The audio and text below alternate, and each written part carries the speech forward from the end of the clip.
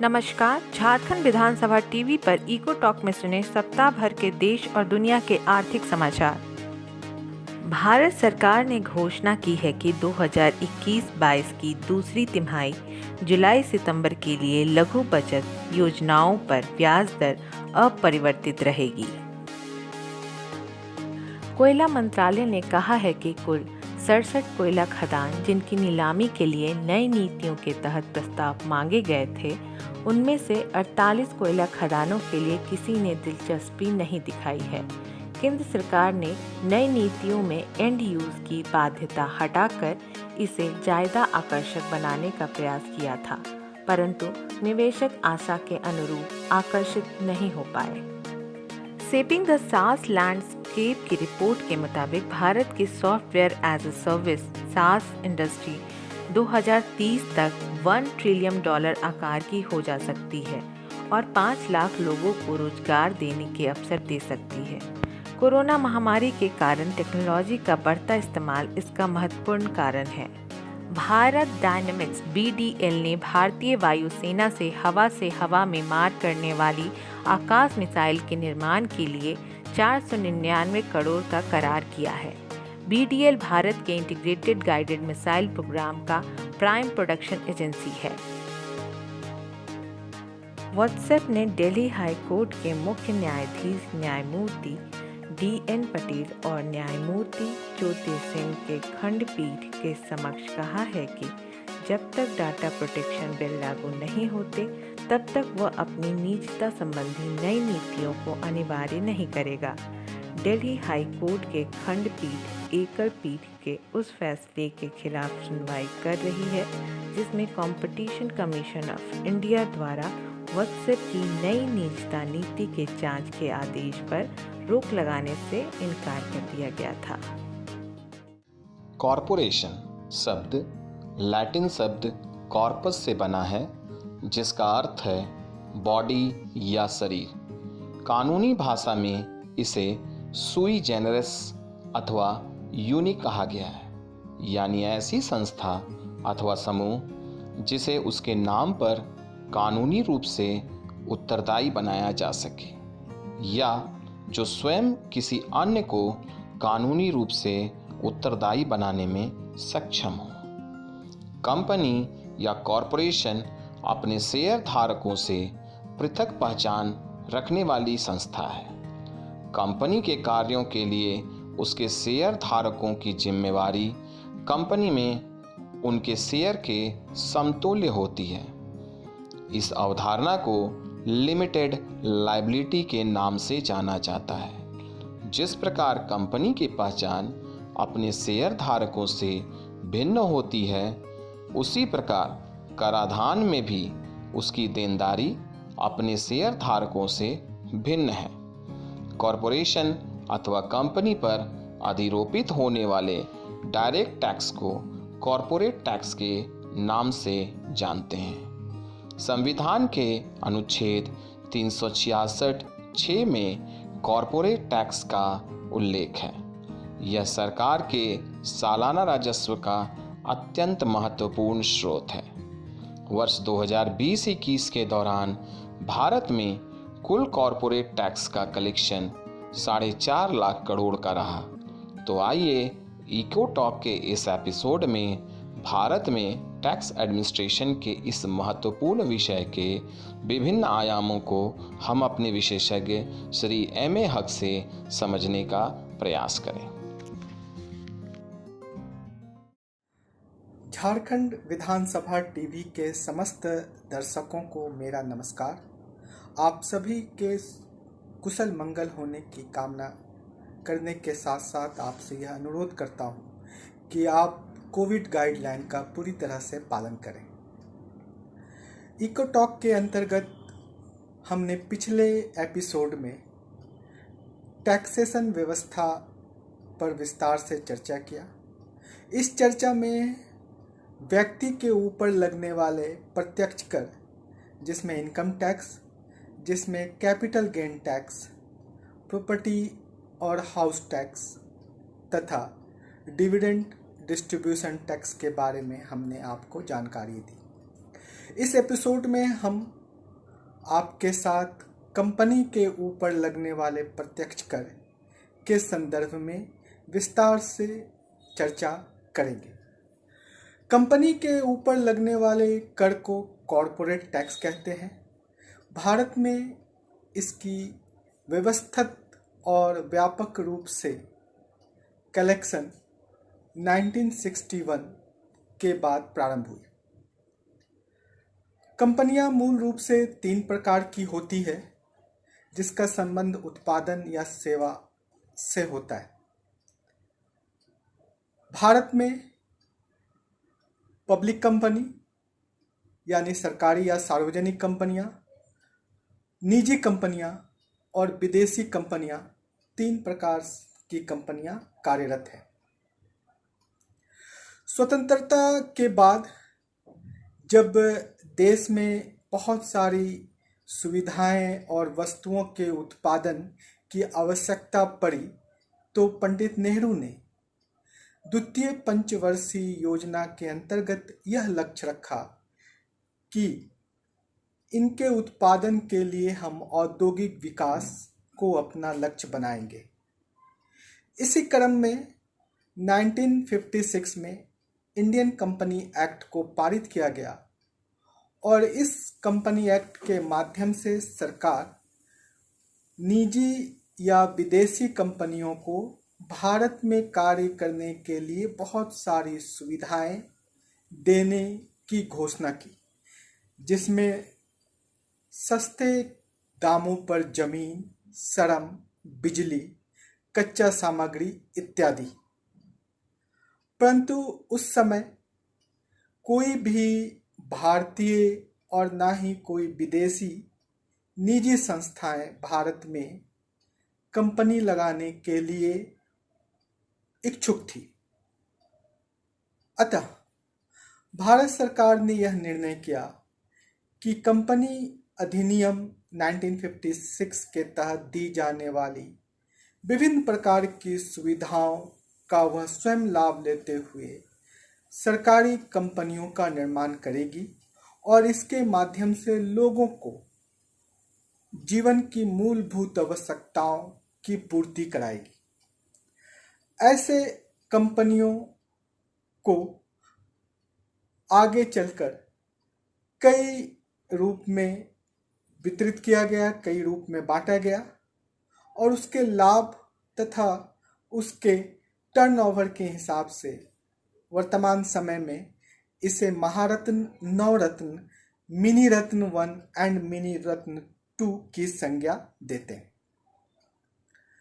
किसी भी सरकारी या सार्वजनिक क्षेत्र की कंपनी के निर्माण के लिए न्यूनतम 7 शेयरधारक का होना अनिवार्य है तथा मैक्सिमम की संख्या अनंत है। निजी कंपनी के लिए यह नियम बनाए गए कि कम से कम 2 और अधिकतम 50 व्यक्तियों के द्वारा मिलकर ऐसे कंपनियों का निर्माण किया जा सकता है। विदेशी कंपनी वैसी कंपनियां होती हैं जो दूसरे देशों में रजिस्टर्ड होती हैं और भारत में काम करने के लिए आती है तथा लाभ कमाती। 1990 तक भारत में सार्वजनिक क्षेत्र की कंपनियां जो सरकार के नियंत्रण में थी वही कार्यरत थीं, लेकिन 91-92 के बाद जब लिबरलाइजेशन, प्राइवेटाइजेशन एंड ग्लोबलाइजेशन का दौर प्रारंभ हुआ तो ऐसे स्थिति में भारत में निजी कंपनियां और विदेशी कंपनियां भी कार्यरत रहे। ऐसे कंपनियों के ऊपर टैक्स का एक प्रावधान लगाया गया और जिसे हम कॉरपोरेट टैक्स कहते हैं। कॉरपोरेट टैक्स या निगम कर क्या होता है? किसी भी कंपनी के द्वारा एक वित्तीय वर्ष में जितने बुक प्रॉफिट होते हैं उस पर निगम कर लगाए जाते हैं। बुक प्रॉफिट को हम नेट प्रॉफिट के रूप में भी समझ सकते हैं। इसे सरलता से समझाने के लिए मैं आपको ये बताता हूँ कि अगर किसी कंपनी ने 100 रुपये इनपुट लगाया और उसे आउटपुट के रूप में 200 रुपये प्राप्त हुए तो उसके प्रॉफिट हुए 100 रुपीज़। इस 100 रुपीज़ में वो अपने शेयर धारकों के बीच इसका डिस्ट्रीब्यूशन करते हैं, कुछ नए मशीन लेते हैं और ये सब चीज़ों के करने के बाद जो अब उनका पैसा बचता है उसे हम बुक प्रॉफिट के रूप में जानते हैं। कॉर्पोरेट टैक्स हमेशा बुक प्रॉफिट के ऊपर लगाया जाता है। सरल भाषा में इसे नेट प्रॉफिट के ऊपर माना जाता है। हमारे देश में कॉर्पोरेट टैक्स की दर 3 अलग अलग प्रकार की कंपनियों के लिए अलग अलग निर्धारित की गई, जिसके अंतर्गत देसी और विदेशी 2 प्रकार की कंपनियां होती हैं। देसी कंपनियों के अंतर्गत 2 कैटेगरी होती है। 2019 से पहले देसी कंपनियों को 2 वर्गों में विभाजित किया गया।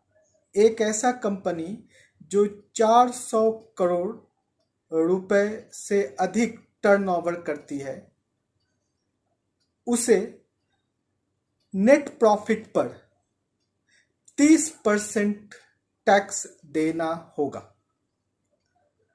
तथा वैसी कंपनियां जो भारतीय है और एक वित्तीय वर्ष में 400 करोड़ रुपए से कम टर्नओवर करती है, उसे 25% कॉर्पोरेट टैक्स देना होगा। इसके साथ साथ जो विदेशी कंपनियां भारत में कार्यरत है, उन्हें अपने नेट प्रॉफिट का 40% कॉर्पोरेट टैक्स के रूप में देना होता है। इसके साथ साथ सेस और सरचार्ज भी दे। सेस जो कर के ऊपर लगने वाला कर है, उसकी दर 4% रखी गई और सरचार्ज के लिए कहा गया कि अगर देसी कंपनियों का टर्नओवर एक वित्तीय वर्ष में 1 करोड़ रुपए से अधिक होगा तो उसे 7% के आधार पर, और 5 करोड़ से ऊपर होगा तो उसे 10% के आधार पर सरचार्ज दे होंगे। 2019 में एक अध्यादेश लाया गया और इसके अंतर्गत कॉर्पोरेट टैक्स की दर को परिवर्तित किया गया। बजट 2020-21 में इसी कॉर्पोरेट टैक्स को समाहित किया गया और वर्तमान समय में जो नए कॉर्पोरेट टैक्स की दर है वो लागू है। नए कॉर्पोरेट टैक्स की दर क्या है, ये बड़ा महत्वपूर्ण बात है। इसके अंतर्गत ये कहा गया कि वैसी कंपनियां, वैसे भारतीय कंपनियां जो 1 अक्टूबर 2019 या उसके बाद रजिस्टर्ड हुई है और 31 मार्च 2023 तक अपने उत्पादन कार्य को प्रारंभ कर देगी, ऐसे नए कंपनियों के लिए कॉर्पोरेट टैक्स की दर 15% रखी गई। इसके अंतर्गत यह भी कहा गया कि ऐसे कंपनियों को मिनिमम अल्टरनेटिव टैक्स से राहत दी जाएगी और सेस तथा सरचार्ज मिलाकर ऐसे नए कंपनियों पर अधिकतम कॉर्पोरेट टैक्स 17.01% लगाया जाएगा। इसके अतिरिक्त जो कंपनियां पहले से कार्यरत हैं, उनके लिए भी कॉर्पोरेट टैक्स की दर में कमी की गई। पहले जब ये 30% हुआ करती थी, अब इसे 22% कर दिया गया। ऐसे कंपनियां जो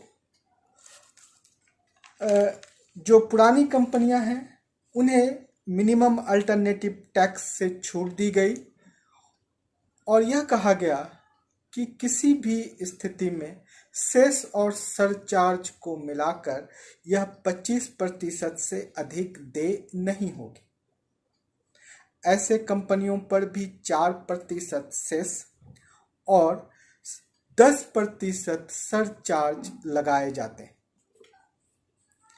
इसके बाद जो तीसरे तरह की कंपनी, जिसको हम लोग फॉरेन या विदेशी कंपनी कहते हैं, उसके लिए गवर्नमेंट ने अपने पुराने रेट पर कोई परिवर्तन नहीं किया और अभी भी वह नेट प्रॉफिट का 40% कॉरपोरेट टैक्स देगी। इसके साथ साथ वो 4% सेस का भुगतान करेगी। विदेशी कंपनियां की इनकम यदि 1 करोड़ से अधिक है टर्नओवर, तो उसे 2% सरचार्ज देना होगा और यदि उनकी इनकम 10 करोड़ से अधिक है तो ऐसे स्थिति में उन्हें 5% सरचार्ज देना होगा। ये सारी कंपनियां जो विदेशी कंपनियां हैं वो मैट के अंतर्गत आती है, लेकिन इसके विपरीत जो देसी कंपनियां हैं वो मैट के साथ इंक्लूड कर दिया गया, यानी कि मैट जो टैक्स था उसे अब एक तरह से एबोलिश कर दिया गया। मैट मिनिमम अल्टरनेटिव टैक्स क्या है, ये से समझना बहुत जरूरी है। कोई भी कंपनी जब अपने नेट प्रॉफिट के अंतर्गत कुछ टैक्स देती है तो इसे बचाने के लिए, इस टैक्स को बचाने के लिए सरकार कई प्रकार के उपाय या कई प्रकार की छूट देती है। सरकार कई क्षेत्रों में उद्यम लगाने के लिए सूचीबद्ध करती है और यदि कोई कंपनी अपने नेट प्रॉफिट का कुछ हिस्सा ऐसे अधिसूचित क्षेत्र में लगाती है तो उसे टैक्स में रिबेट दिया जाता है। इस संदर्भ में जीरो टैक्सेशन कंपनी का एक कॉन्सेप्ट आया। जीरो टैक्सेशन कंपनी वह कंपनी होता है जो अपने पूरे नेट प्रॉफिट में से समस्त धनराशि को सरकार के द्वारा अधिसूचित क्षेत्र में इन्वेस्ट कर देती है। इससे उन्हें कॉरपोरेट टैक्स नहीं देना पड़ता। ऐसे कंपनी को जीरो टैक्सेशन कंपनी कहते हैं। इससे सरकार को व्यापक स्तर पर हानि भी हुई। अतः 96-97 में मिनिमम अल्टरनेटिव टैक्स का कॉन्सेप्ट लाया गया और इसकी दर रखी गई 18.5%। यानी कोई भी कंपनी किसी भी अधिसूचित क्षेत्र में यदि अपने नेट प्रॉफिट का हिस्सा लगाती है, समस्त भी लगाती है, तो उसे कम से कम सरकार को 18.5% टैक्स तो देना ही होगा। वर्तमान समय में देसी कंपनियों के ऊपर मिनिमम अल्टरनेटिव टैक्स को समाहित कर दिया गया है, इसे अलग से नहीं लिया जाता।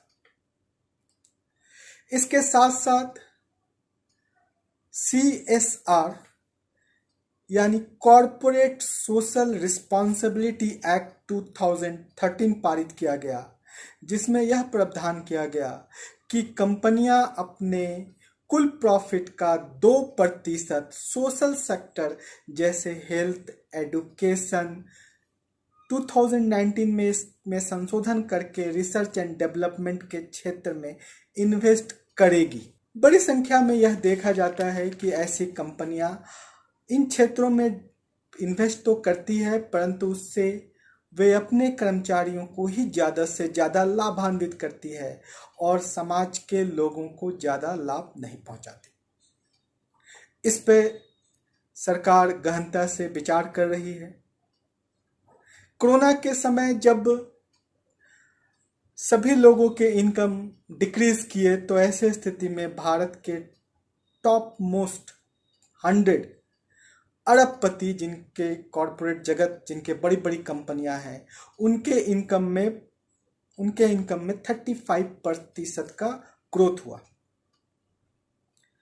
सरकार ने ऐसे कंपनियों के ऊपर रिस्पॉन्सिबिलिटी को अधिक से अधिक देने का निर्णय किया है और वैश्विक स्तर पर भी यह प्रक्रिया देखी गई। वर्ल्ड इकोनॉमिक फोरम ने अपने रिपोर्ट में यह पूरी तरह से प्रदर्शित किया है। अतः अमेरिका, यूरोप के देश कॉरपोरेट टैक्स में वृद्धि कर रही है। भारत में कॉरपोरेट टैक्स में कमी की गई थी 2019 में और फिर 2020 में बजट के माध्यम से, परंतु अब इस पर विचार किया जा रहा है कि जब लोगों की इनकम घटी है और उद्योग जगत में, शेयर मार्केट में उछाल है, अरबपतियों के संपत्ति में वृद्धि हो रही है, तो ऐसे स्थिति में क्यों ना कुछ समय के लिए कॉरपोरेट टैक्स में वृद्धि की जाए। इस प्रकार की पहल ग्लोबल स्तर पर भी किया जा रहा है और 6 जून 2021 में G7 के फिनांस मिनिस्टर्स के बैठक में ग्लोबल कॉरपोरेट टैक्स को निर्धारित करने का एक निर्णय किया गया और इसके अंतर्गत 15% ग्लोबल कॉरपोरेट टैक्स लगाने की बात कही गई। इसमें 2 चीज़ों को समझने की ज़रूरत है।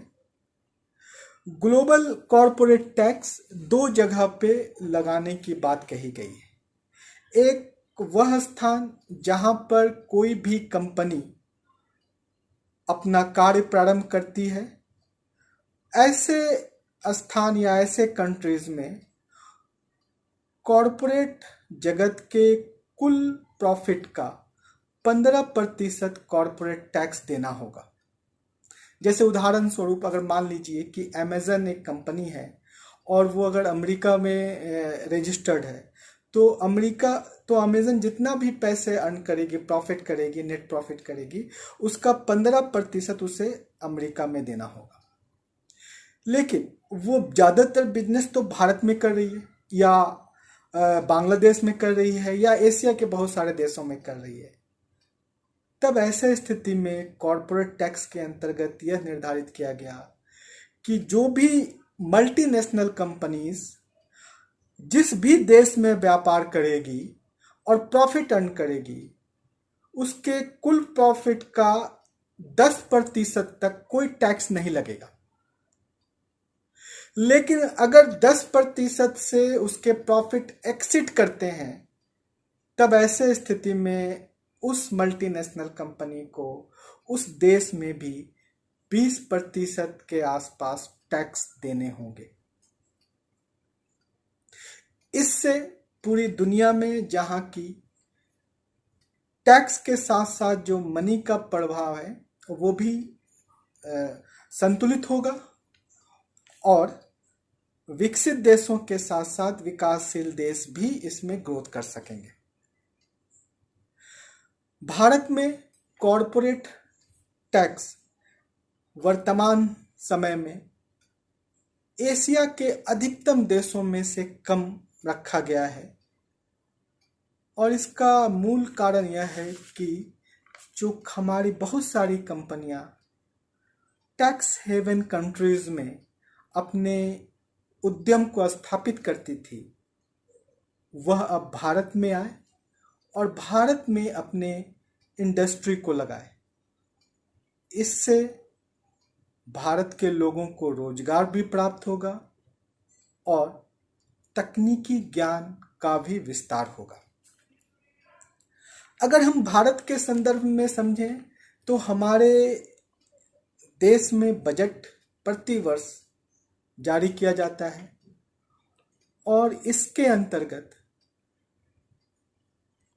कुल 4.5 लाख करोड़ बजट में कॉरपोरेट टैक्स का योगदान होता है। अगर हम इसे प्रतिशत में कहें तो ये 13% के आसपास बनता है। जैसा हमने कहा कि पिछले कई वर्षों में कॉरपोरेट टैक्स की दर 30% और 25% थी, अभी ये घट कर के 22 और 15% हो गया है। इसीलिए कॉरपोरेट टैक्स का जो रेशियो है बजट में वो भी घटा है और यह अभी कुल बजट में जो हमारे पैसे अर्न होते हैं उसमें 13% का इसका योगदान होता है। जिस देश में कॉरपोरेट टैक्स का योगदान ज़्यादा होता है, इससे सुनिश्चित होता है कि उस देश में कंपनियां ज़्यादा अच्छे से काम कर रही है। और भारत में भी इस समय कंपनियों के उत्थान की अति आवश्यक है, क्योंकि कोरोना के समय में बहुत सारे लोगों के जॉब या तो चले गए हैं या उसे अपने कम सैलरी पे काम करना पड़ रहा है। तो जितना बेहतर कॉरपोरेट टैक्स और कंपनियां भारत के उत्थान में अपना योगदान देगी, उतना ही हमारे यहाँ उन्नति और प्रगति का समावेश होगा। धन्यवाद। जय हिंद।